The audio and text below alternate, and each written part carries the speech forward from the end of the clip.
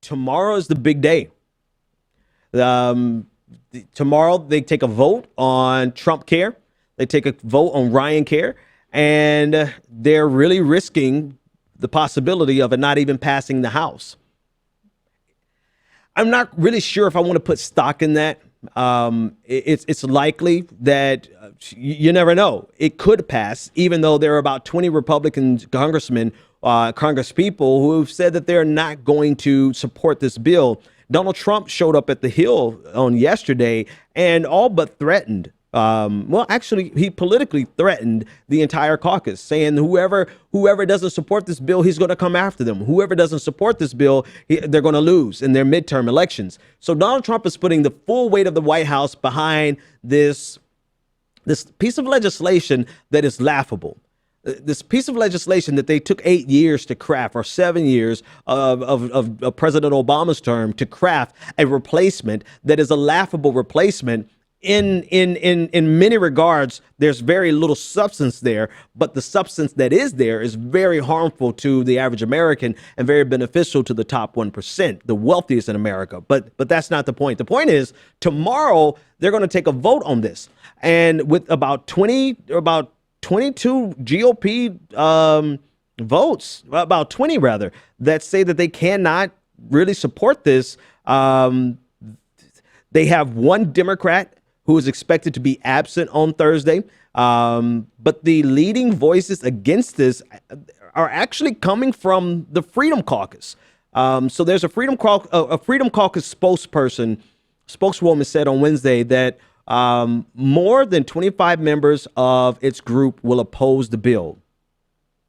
The Republican Party can only really afford 22. If you look at the numbers, they can only afford 22 people Congress people to not vote for this. The caucus, the Freedom Caucus, which is this extreme, rabidly right, unreasonable, irrational, I mean, just the furthest right that you can imagine.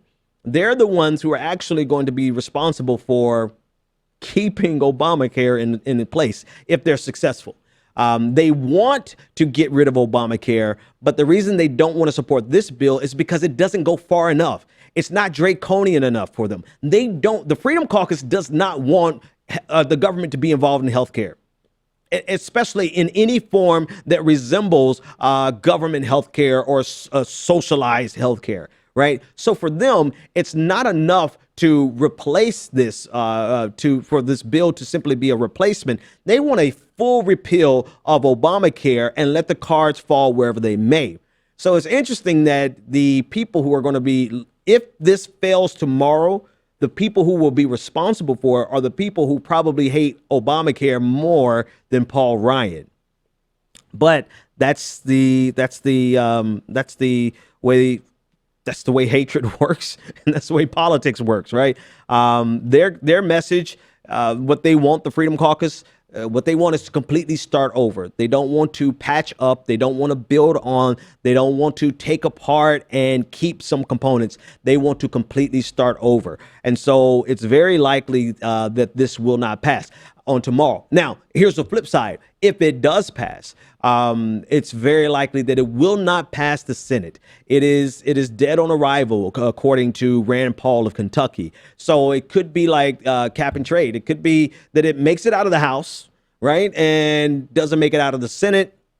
Either way it goes, it's fascinating to me that they would put this much political capital. President Trump, I don't think he's smart enough to know, but he's just so confident in his abilities that he's going to put all of his political capital behind this piece of crap legislation, legislation that is so weak and so poorly crafted that you could not submit it as a paper for high school. Right. And they had 8 years, 7 years. I keep saying 8, but it's 7 years that they had to actually build a replacement. And this is the best that they can come up with. And Donald Trump really doesn't know better than to try to be a bulldog and force his way onto all of his caucus members. In reality, this could backfire on him very spectacularly. And we'll get to see this on tomorrow. Some last minute tweaks were added. And the tweaks that the Republican Party added actually have added some further complications. Veterans groups discovered that the latest draft might make them ineligible for tax credits. And then a change made to ensure the measure would comply with Senate rules ensures that individuals can only qualify for the bill's tax credits if they are not eligible for other types of coverage, including those provided Veterans Health by the Veterans Health Administration. So this is another layer of complication that's going to fuel opposition to it.